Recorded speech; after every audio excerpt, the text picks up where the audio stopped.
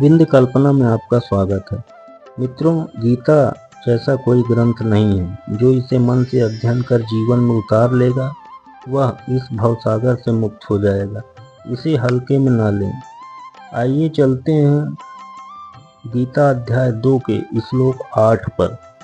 न ही प्रपश्यामि ममापनुद्याद् यक्षोकमुच्छोषणमिन्द्रियाणाम् अवाप्य भूमावसपत्नमृद्धम् राज्यं सुराणामपि चाधिपत्यम्।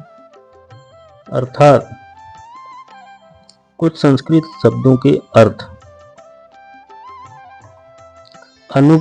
अपनुद्यात यानी दूर कर सके, प्रपश्यामि यानी देखता हूँ, उच्छोषणम यानी सुखाने वाला, इंद्रियाणाम यानी इंद्रियों का, अवाप्य यानी प्राप्त करके, अस्पत्नम यानी शत्रुविहीन, रिद्धम यानी समृद्ध, सुराणाम यानी देवताओं का, आधिपत्यम यानी सर्वोच्चता।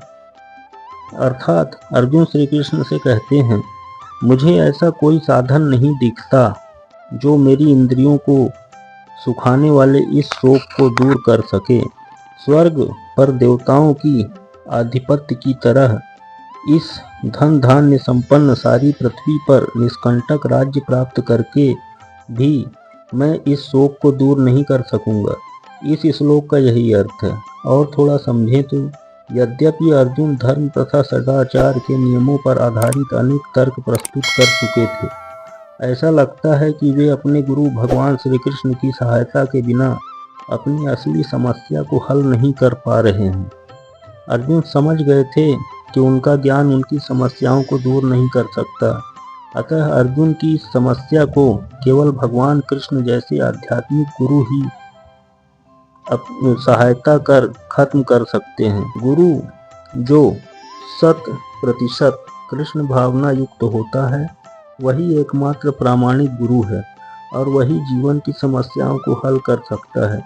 कोई भी व्यक्ति, चाहे वह विप्र हो, निम्न जाति में जन्मा शूद्र हो या किसी सन्यासी, यदि वह कृष्ण तत्व वेत्ता है तो वह यथार्थ प्रामाणिक गुरु है।